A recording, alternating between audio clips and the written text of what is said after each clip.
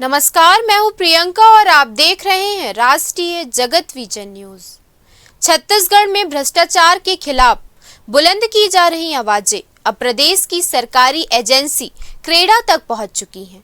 आरोप है कि छत्तीसगढ़ क्रेडा के वर्तमान अध्यक्ष भूपेन्द्र सिंह सवन्नी सरकारी ठेकेदारों से खुलेआम 3% कमीशन मांग रहे हैं और जो ठेकेदार ये अवैध वसूली देने से इनकार करते हैं उन्हें सीधे काम रोक देने और ब्लैकलिस्ट करने की धमकी दी जा रही है।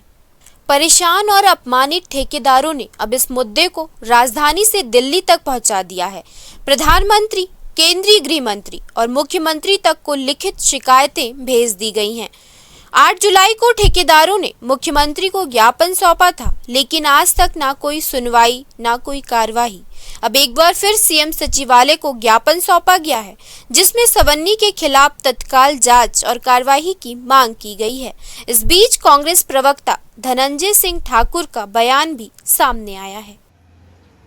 भाजपा के चंदा दो और धंधा लो की नीति से ठेकेदार परेशान हैं और डरे हुए हैं।